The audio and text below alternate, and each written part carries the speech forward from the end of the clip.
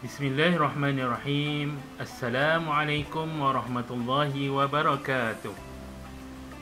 Bertemu dengan saya Ustaz Hamdan bin Hamid dari SMK Darul Ihsan Selayang Baru. Baiklah, hari ini kita akan mempelajari mata pelajaran pendidikan Islam untuk tingkatan 3, bidang fiqh, pelajaran yang ke-17, tajuk zakat harta. Dalam buku teks boleh tengok pada muka surat 143 sehingga 147. Okey, ada buku teks mula dengan 143. Okey, jom kita tengok apakah pelajaran kita seterusnya. Zakat ni dia ada dua jenis. Yang sebelum ni kita telah mempelajarinya dalam pelajaran yang lepas, okey, iaitu yang pertama zakat fitrah. Zakat fitrah ni seperti mana yang kita ketahui berlaku pada bulan Ramadan, dan sebelum solat hari raya Aidilfitri didirikan. Manakala zakat yang kedua iaitu zakat harta. Jadi ada dua jenis zakat. Pertama zakat fitrah, yang kedua zakat harta. Baik, hari ini kita akan membincangkan zakat yang kedua ini, iaitu zakat harta. Zakat harta ni dia terbahagi kepada 5 jenis zakat harta yang wajib kita keluarkan dia. Ada 5 jenis. Okay. Yang pertama iaitu zakat harta, iaitu tanaman dan buah-buahan. Itu yang pertama, tanaman dan buah-buahan. Yang kedua iaitu zakat haiwan ternakan. Haiwan ternakan. Seterusnya yang ketiga zakat harta emas, perak dan mata wang. Kalau seorang itu ada emas, perak dan mata wang, mereka juga wajib keluarkan zakat. Yang keempat iaitu perniagaan. Harta dalam bentuk perniagaan. Seterusnya yang kelima iaitu galian dan rikas. Harta galian dan juga rikas. Baik, jom kita tengok satu persatu supaya kita lebih faham lagi bagaimanakah cara untuk kita nak mengeluarkan zakat harta-harta yang disebutkan. Kita tengok dulu sebelum tu dalil nakli zakat harta. Dalil nakli, Allah Subhanahu wa taala berfirman dalam surah At-Taubah ayat 103. A'udzu billahi minasy syaithanir rajim. خذ من أموالهم صدقة تطهرهم وتزكيهم بها. Apa maksud dia? Maksudnya, ambillah sebahagian zakat daripada harta mereka menjadi sedekah. Jadi ada perkataan zakat dan juga harta, supaya dengannya engkau membersihkan mereka dan menyucikan mereka. Jadi inilah dalil nakli yang mewajibkan zakat harta. Baik, kita teruskan dengan syarat wajib mengeluarkan zakat. Maksudnya, jika cukup syarat ni, maka seseorang itu wajib mengeluarkan zakat harta ini. Apakah yang pertama? Yang pertama, Islam. Mesti seseorang itu Islam. Maksudnya orang kafir mereka tidak wajib mengeluarkan zakat harta. Yang kedua, cukup haul. Apa maksud haul ni? Haul ni iaitu genap tempoh setahun hijrah. Genap setahun. Misalnya mula dengan Muharram, cukup setahun hijrah, maka itulah dinamakan cukup haul ataupun genap tempoh setahun. Yang ketiga, cukup nisab. Cukup nisab ni apakah maksud nisab? Nisab ni ialah kadar tertentu yang diwajibkan zakat. Maksudnya cukup kadar minimum ni, maka dia wajib zakat. Itu maksudnya cukup nisab. Seterusnya yang keempat, sempurna milik. Milkut tam. Ataupun kita cakap milik dia lah. Bukan milik orang lain. Harta itu harta dia yang punya. Bukannya harta orang lain. Itu maksudnya sempurna milik. Dan yang kelima, merdeka. Merdeka kan. Merdeka ni maksudnya apa dia? Bukan golongan hamba. Jadi ada 5, cukup syarat 5 ni, maka wajib keluarkan zakat. Okey, boleh ingat tu? InsyaAllah. Okay, baik. Seterusnya kita tengok kepada zakat yang pertama, iaitu zakat tanaman dan buah-buahan. Apakah yang dimaksudkan dengan zakat tanaman dan buah-buahan ini? Maksudnya ialah tanaman dan buah-buahan yang menjadi makanan asasi. Itu yang pertama, makanan asasi. Kalau bukan makanan asasi, dia tidak diwajibkan zakat. Yang kedua, boleh disimpan. Dan yang ketiga, dan tidak mudah rosak. Ada 3 syarat ni bagi tanaman dan buah-buahan, iaitu makanan asasi sesebuah negara, boleh disimpan dan tidak mudah rosak. Okey, kita tengok contoh tanaman. Apakah contoh tanaman? Contohnya padi. Jadi padi ni makanan asasi bagi rakyat Malaysia. Apa dia? Nasi. Nasi asal daripada beras. Beras asal daripada padi. Maksudnya yang nak jadi nasi tadi ialah padi, tanam padi. Kemudian tu ada yang makan roti. Jadi dia tanam gandum. Okey, jadi padi, gandum, barley dan jagung. Okey, ini contoh tanaman. Manakala contoh bagi buah-buahan, contohnya iaitu kurma dan juga anggur kering. Ada setengah buah-buahan ni, misalnya di negara Arab kurma kan, dia tahan lama. Kita yang kurma yang masa kita Aidilfitri, hari bulan puasa gitu, sekarang ada lagi kan, boleh dimakan lagi kan. Maksudnya tahan lama, tak mudah rosak kan kurma. Okey, baik, itu zakat tanaman dan buah-buahan. Okey, sekarang kita tengok pula nisab dia. Nisab dia berapa? Nisab dia iaitu 5 awsuk, bersamaan 363 gantang Malaysia, iaitu 1,300 kilogram. Kita yang mudahnya kita kena ingat ni lah, 1,300 kilogram. Contohnya kadar zakat dia, kalau nisab dah cukup dah 1,300 kan, maka kadar zakat dia 10%. 10% ni bagi tanaman yang menggunakan air hujan atau bergantung kepada air sungai serta parit dan tidak melibatkan kos yang banyak. Maksudnya ni secara tradisional lah kan. 10% kena bayar zakat dia, kadar zakat dia. Manakala yang kedua pula, kadar zakat dia 5%. Ini bagi tanaman yang menggunakan jentera, tenaga manusia serta memerlukan kos yang tinggi. Ini menggunakan teknologi moden contohnya. Maka kadar zakatnya 5%. Jadi ada 2 ni. Ada 2. Misalnya yang tidak perlukan kos yang tinggi 10%. Yang perlukan kos yang tinggi 5%.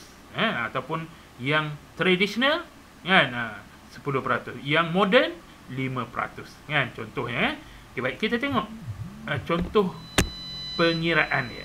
Ini contoh pengiraan. Contohnya tadi nisab bagi tanaman dan buah-buahan tu iaitu 1,300 kilogram kan. Jadi nisab dia. Jadi kita tengok kadar zakat dia bagi yang tadi yang 10%, kita darabkan dengan contohnya 1,300 kilogram. Kalau lebih, maksudnya lebih kita darab lah. Kan? Nisab dia katakanlah dia dapat 1,300. Jadi berapakah kadar zakat yang dia perlu keluarkan? Iaitu 100 kilogram. Ini bagi teknologi apa dia? Tradisional tadi kan, yang tidak memerlukan kepada kos yang tinggi, 10%. Manakala contoh pengiraan bagi yang 5% pula. Ustaz bagi contohnya 5% darab dengan 1,300 kilogram. Dia dapat padi misalnya 1,300 kilogram kan. Dia gunakan jentera yang moden, ataupun kos yang tinggi.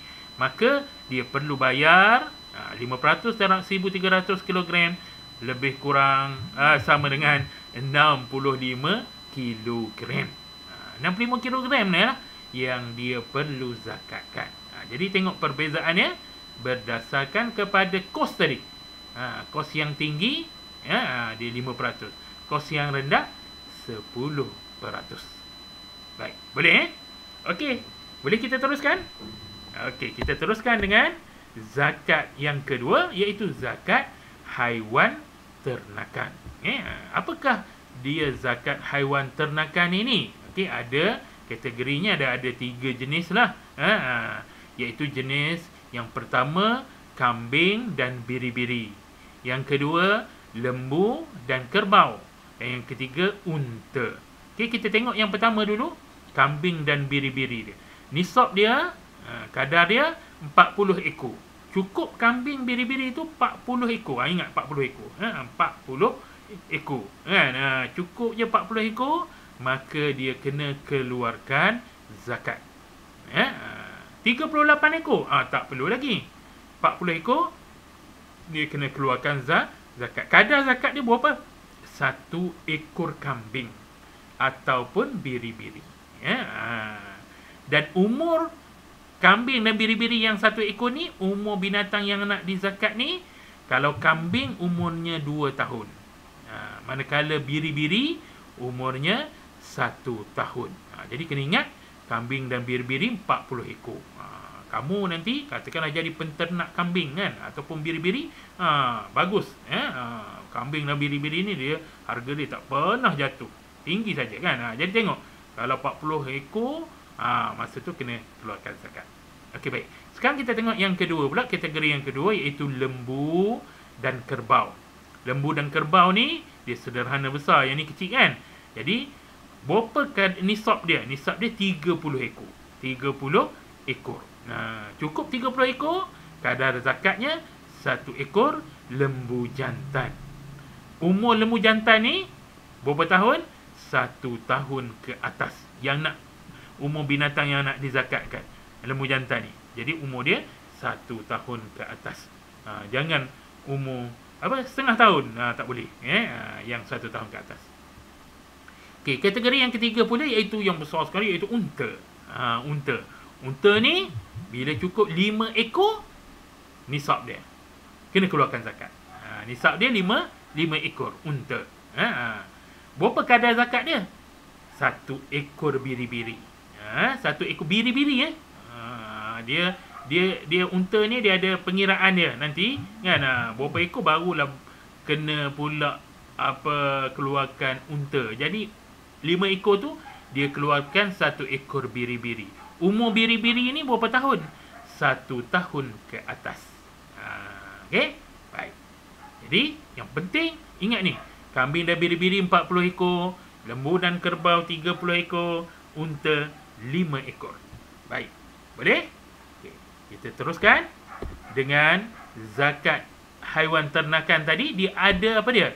Syarat dia. Cukup syarat ni wajib keluarkan zakat.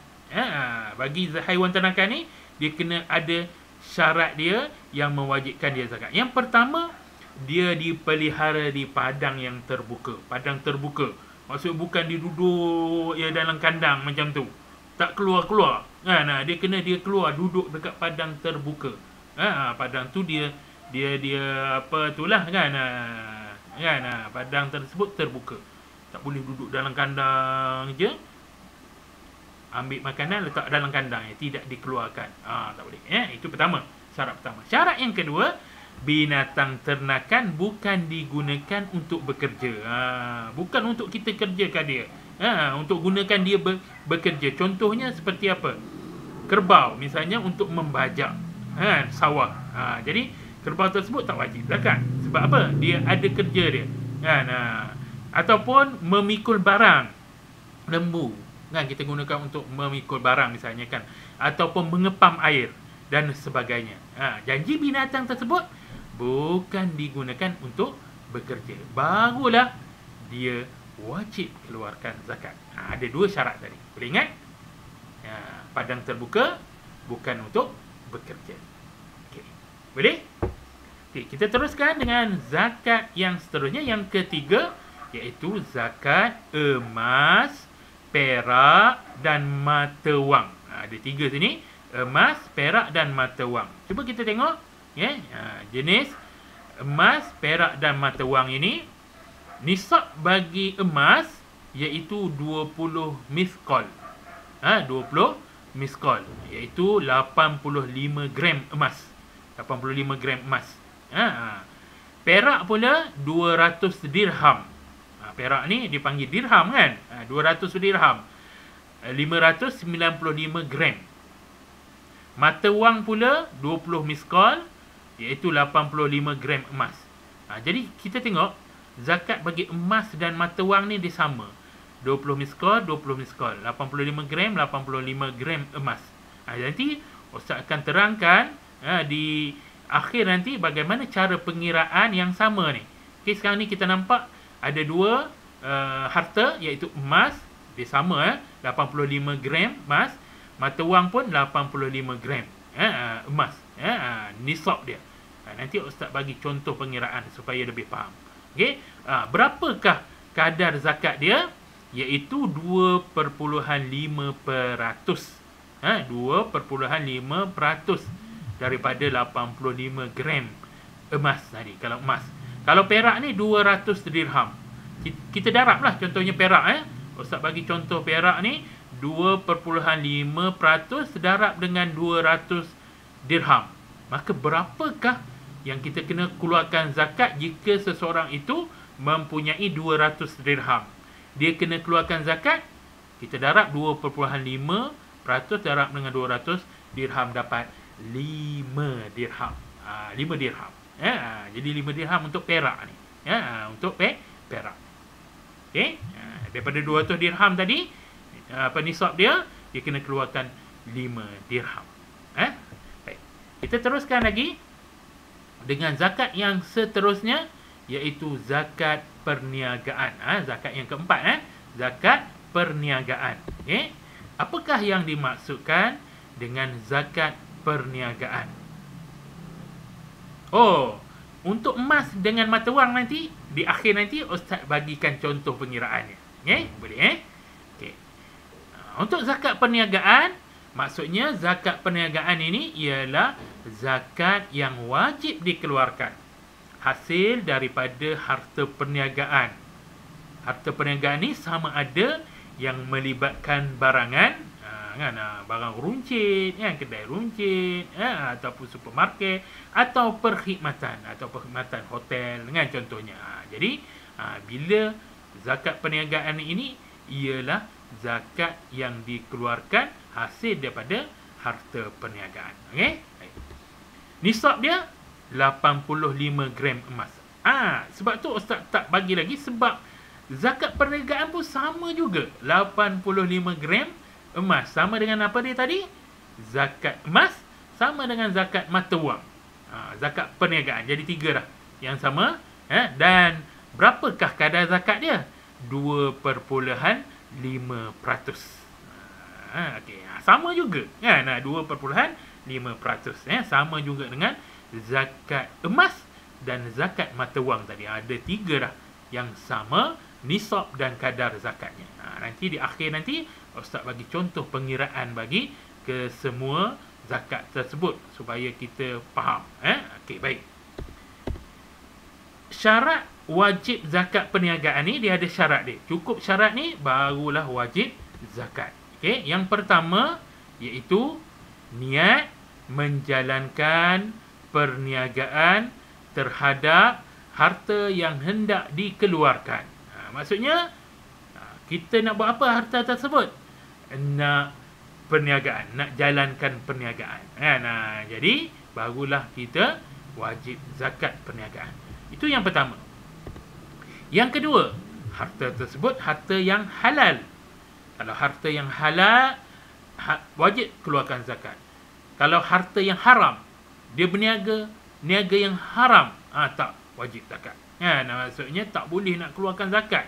Sebab apa? Harta tersebut haram. Jadi kena harta tersebut halal. Yang ketiga, harta yang boleh menjana pendapatan. Yang ada keuntungan, maksudnya kan ada pendapatan, kan? Okey, yang keempat, sumber harta adalah melalui cara pembelian atau pertukaran aset seperti jual beli atau sewa. Itu sumber harta tersebut. Dan yang kelima, harta tersebut bukan untuk kegunaan peribadi. Maksud bukan untuk dia kegunaan dia, kan? Kemudian tu dia buat berniaga pula, bukan untuk peribadi dia kat rumah dia, kan? Dia jual beras, kan, contohnya, kan? Tapi dalam masa yang sama dia ambil beras tersebut dalam kampik yang sama untuk kegunaan peribadi. Tak boleh. Dia mesti lain daripada harta untuk kegunaan, bukan untuk kegunaan peribadi tersebut. Okey, baik. Okey, yang terakhir iaitu zakat galian dan rikas. Zakat galian dan juga rikas. Apa dia maksud galian ni? Galian ni apa dia? Bahan galian yang dikeluarkan dari bumi, diproses dan menghasilkan logam galian. Maksudnya dia daripada mana? Daripada bumi tersebut. Okey. Kita bagi contohnya apa dia? Contoh bahan galian ni. Contohnya lombong, kan? Kita tengok lombong apa dia? Emas, perak, biji timah, petroleum, minyak, petroleum, dan bahan mineral. Itu contoh bagi bahan zakat galian. Okey. Sekarang kita tengok pula yang kedua, zakat rikas. Apakah yang maksudkan dengan zakat rikas ni? Maksud rikas ni iaitu harta yang tertanam di dalam tanah. Harta karun, kita cakap korun, kan? Harta korun, kan? Maksudnya harta tu tertanam di dalam tanah. Itu adalah harta rikas. Okay. Sekarang kita tengok zakat galian dan rikas ni. Nisab dia sama juga 85 gram emas. Sama dengan apa dia tadi? Zakat perniagaan, sama dengan zakat perniagaan, mata wang, dan sama dengan zakat emas. 85 gram emas. Kadar zakat dia sama juga 2.5%. 2.5%. Manakala rikas, kadar zakat dia berbeza. Tadi galian 2.5% ni galian. Rikas 1/5 atau 20%. 20% daripada 85 gram emas, contohnya kalau dia dapat harta tersebut emas, kan? Jadi beza ni, kan? Jadi rikas ni saja dia 20%, 20% kadar zakat dia. Okey, sekarang kita tengok nota untuk zakat galian dan rikas. Dua ni zakat ni dia tidak disyaratkan cukup haul. Apa maksud cukup haul tadi?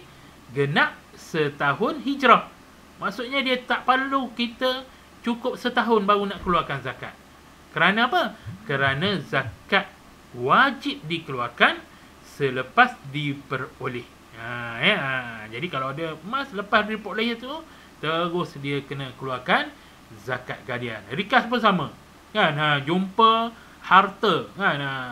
Dekat tanah kita misalnya, kan, tanah gali-gali nak buat rumah, tengok ada emas, kan? Dapat saja emas tersebut, kita pun keluarkan terus zakat dia, iaitu berapa tadi? 20% daripada harta karun tersebut, harta emas tersebut. Okey, baik. Ini Ustaz bagi contoh yang terakhir, iaitu contoh pengiraan bagi harta yang sama tadi. Contohnya apa dia harta yang sama? Emas satu, mata wang yang kedua, yang ketiga perniagaan. Ni dalam kategori dia perniagaan ni yang kedua lah kan. Dan yang ketiga galian. Galian. Galian. Tak termasuk rikas. Rikas tadi 20% kan. Ni galian. Emas, perak kan. Sebab apa? Sebab dia nisab dia 85 gram emas. 85 gram emas. Jadi kita bagi contoh 1 gram emas harga dia 200 RM240. Kita kena pastikan bahawa emas ni dia berubah-ubah mengikut hari, Ustaz bagi contoh misalnya hari ini emas harga 1 gram 240. Jadi kita letakkanlah contoh saja ni 240. Mungkin minggu depan dia naik semula, minggu lagi satu dia turun semula kan, bergantung kepada harga emas semasa. Jadi berapakah dia lebih kurang 200 RM240 darab dengan 85 gram. Jadi nisab dia RM20,400. Maksudnya mata wang ni kalau ringgit 20,400 ringgit. Bila cukup saja 20,400 ringgit, maka dia kena keluarkan zakat. Begitu juga dengan perniagaan tersebut, dan juga galian pun sama juga 20,400. Ustaz bagi contoh supaya kita faham. Jadi kadar zakat dia, jadi tadi berapa tadi? 2.5%. Jadi kita 2.5% darab dengan 20,400. Jadi berapakah kadar zakat dia? Kadar zakat dia ialah RM510. Dalam nisab dia kalau RM20,400 ni, iaitu 85 gram emas ni, maka dia kena bayar zakat iaitu RM510. Baik, saya rasa itu saja. InsyaAllah jumpa lagi pada masa akan datang. Dan jangan lupa tekan butang subscribe, like, komen dan share. Mudah-mudahan lebih ramai lagi yang mendapat manfaat. Mudah-mudahan bermanfaat. Dan insyaAllah jumpa lagi. Assalamualaikum warahmatullahi wabarakatuh.